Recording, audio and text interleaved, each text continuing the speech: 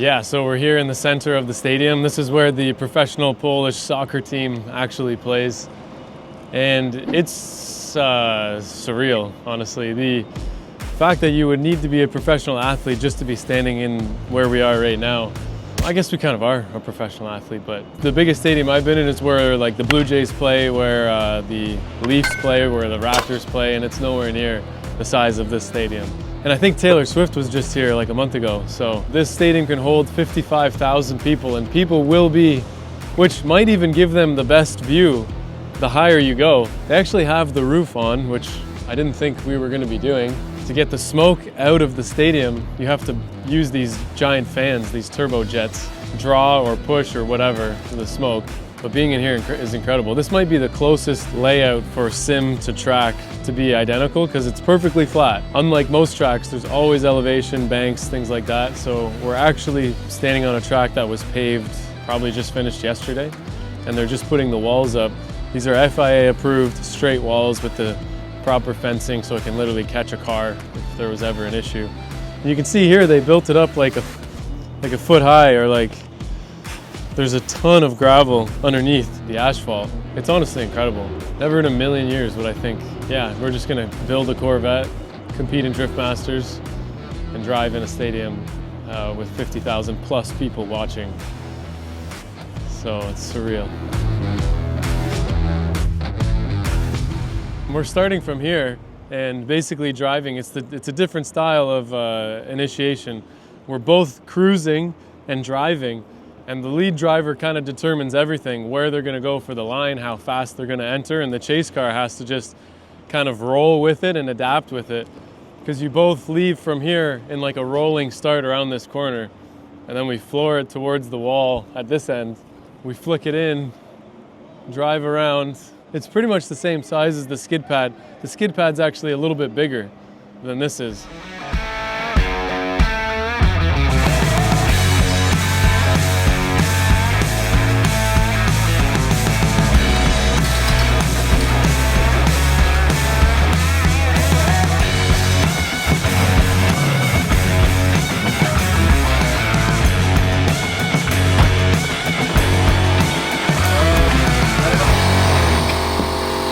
Good morning, everyone. We are here at the first practice of the last round of Drift Masters, and it's already raining. And then Drift Masters also decided that we're going to be running on a full wet track that they are also going to wet. It's an interesting scenario, but if we keep the track wet, it won't lay down any rubber, and then it'll have consistent traction throughout the event. So that is what they decided to do because of the rain that's going to be periodically coming in and out. We have some new tires on and we're going to be ready to go. So we'll see how everything is after this first practice.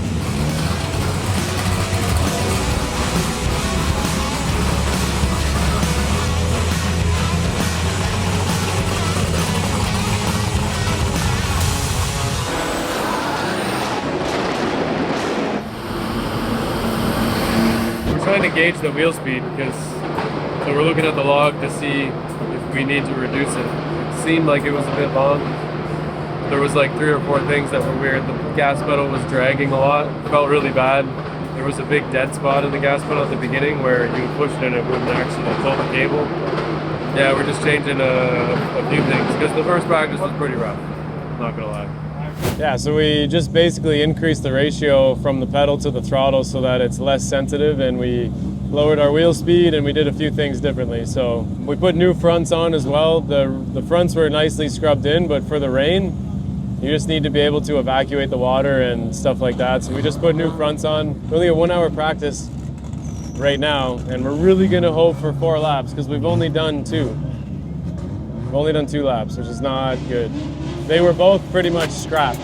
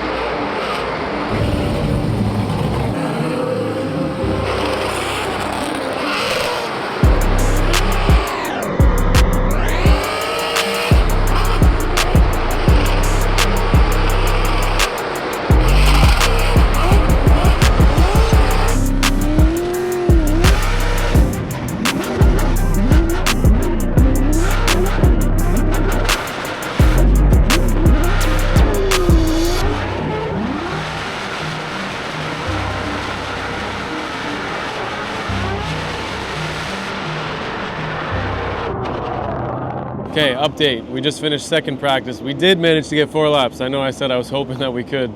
Everything that we did is infinitely better. The car is finally smooth, it's drivable, it's everything. We just nitpicked our runs and we have a couple small things, get into the zones a little bit earlier. They have the blocks actually painted yellow to start the zone, if you didn't notice that. So if you actually think of getting in a block or two before the zone starts, that's kind of where you need to be to have the full zone done. So that's really all we need to correct, is getting into them earlier, which we said from the beginning is what we would need to do. Everything else is going well. The car is now drivable and everything feels good. Wetting the track, I think, was the right move considering it is going to rain. So yeah, everything's going well. I have some confidence back.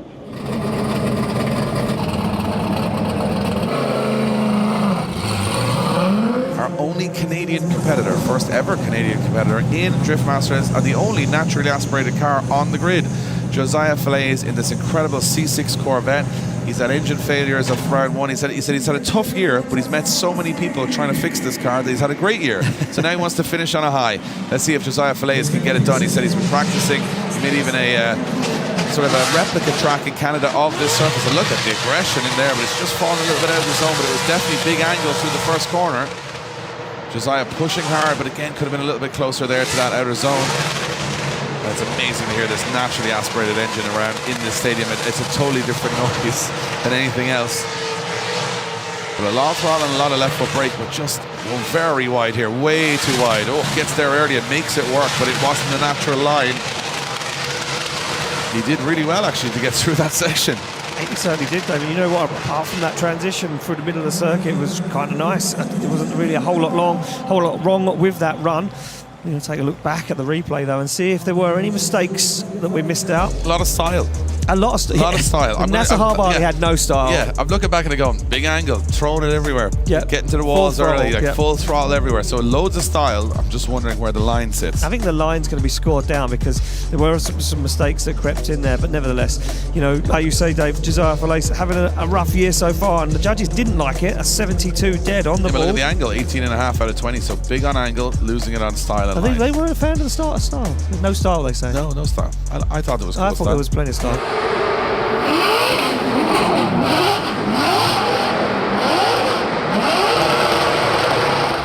Is typically quite gripped up. Have you made any differences to this car to sort of suit this track layout and also conditions?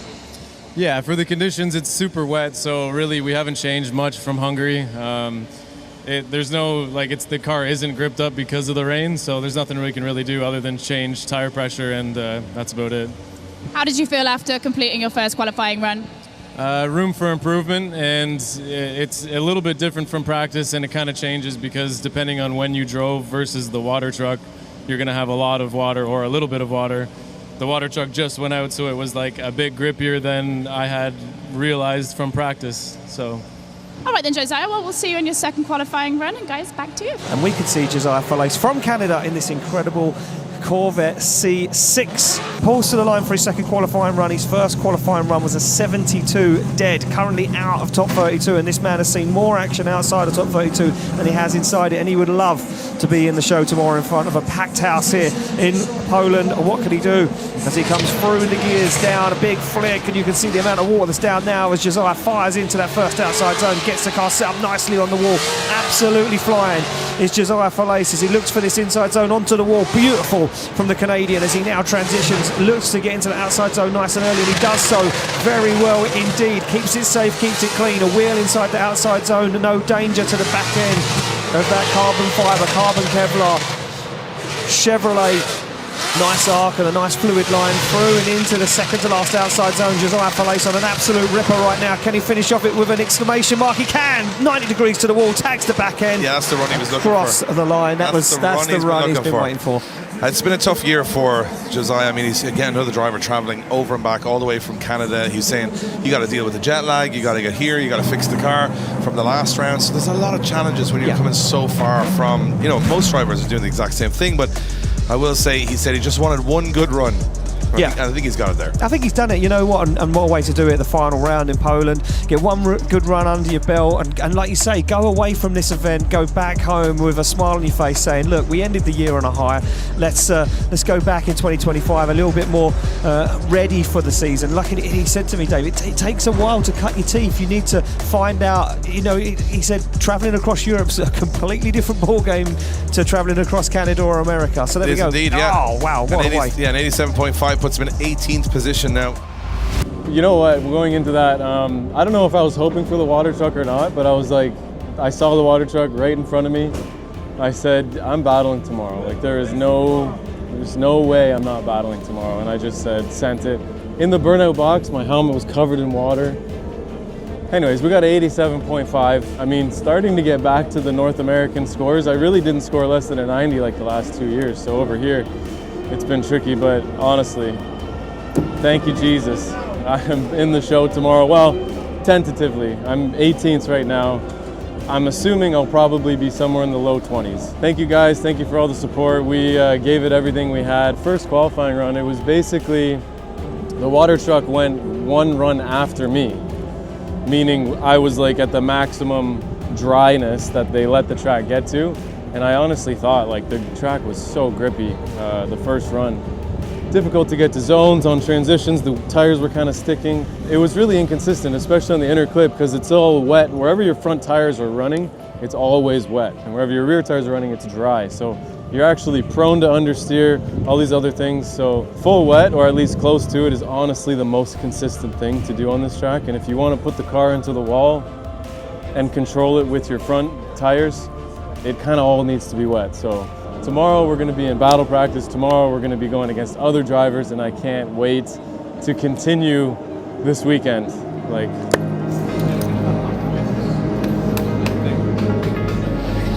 Send it in.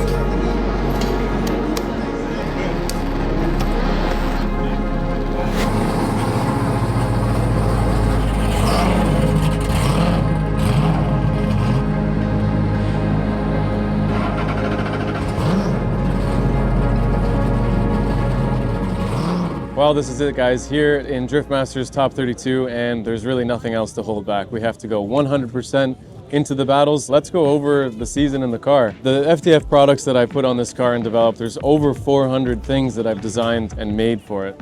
We haven't touched any of it. The angle kit, the rear grip kit, we've broken toe arms and hit walls and done all the stuff that we designed into it, and all of it has been replaceable. The angle kit has done wonders. Played with the caster a little bit, we've perfected it. The car is so easy to drive.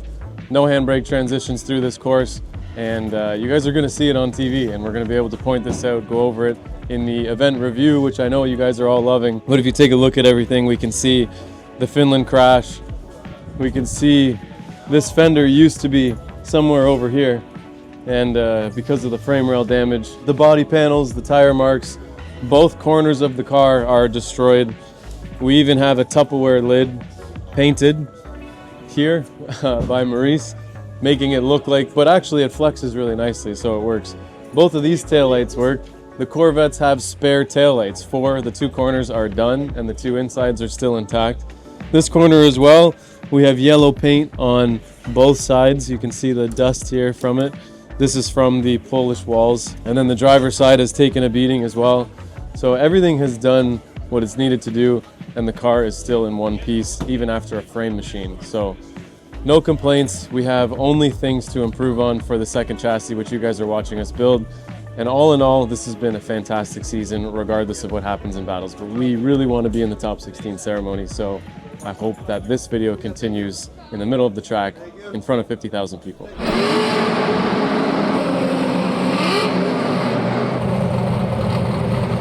Kevin Piscotty versus Josiah Falaise, and this is going to be an interesting one. Josiah's had a wild style all year. It's cost him some runs, it's gained him some wins. So let's see if he can win his first battle, if I'm not mistaken, in Drift Masters this year. He's gone up against Kevin Piscotty. Not easy, and it never is easy. This is where you come to basically learn your trade. The best of the best are here. There is no easy battles.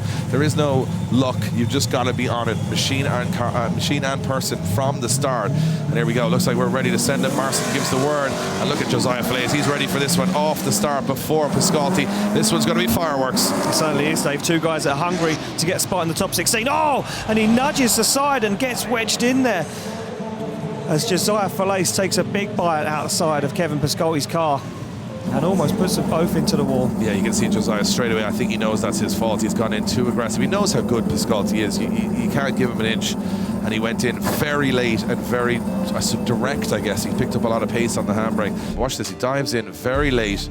Yeah, actually, the wheel comes off the ground. I think he goes up into Kevin Piscotty. I'm not mistaken, that front right wheel lifts off the ground. Lifts off the ground, He goes in, hits Piscotty, and then, yeah, boom. So he's got rear end damage, which I think most of these guys can survive. Piscotty's bumper and lights are gone. He's pretty deep in there as well, to be fair to Piscotty. Could DB the tyre or puncture a tyre there with the bumper bar. Looks to me like we got damage here that's going to stop that car steering. Look at the front bumper bar on the car. Josiah, obviously our first question when anything like this happens on track, are you okay? Yeah, everything's fine. We saw that obviously after the initiation coming into the first outer zone, did you just mistime it and that was what happened, or can you tell us in your own words? Yeah, the straight line approach is basically like follow the pace and then dive in and handbrake, and it may have been a mistime. I haven't seen really what happened, but yeah, that's pretty much what happened. So. Yeah, I mean, this season's been quite up and down for you, but can you give us kind of a review of what it's been like to be a Drift Masters driver this season? Yeah, Drift Masters has been great. The people, everything around it, it's amazing. The first season's kind of like cutting your teeth anyways, so it's too bad. I really look forward to battling Kevin, so we'll see what the judges say, but that's my verdict. Any plans to join us next year? Yeah, we have plans. We haven't solidified anything yet, but we do have plans. Okay, Josiah, sorry about that, and we'll see you very soon. Guys, back to you. Thanks, Becky. And Josiah, well, you can obviously tell he's dejected. He's not happy. I mean, that's not how you want to end your season.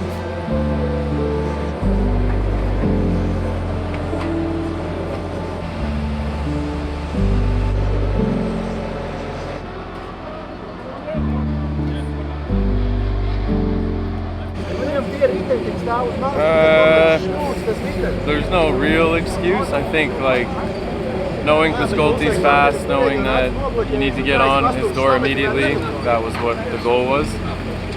Maybe he was just a little bit slower, or I had a little more grip than I had thought, but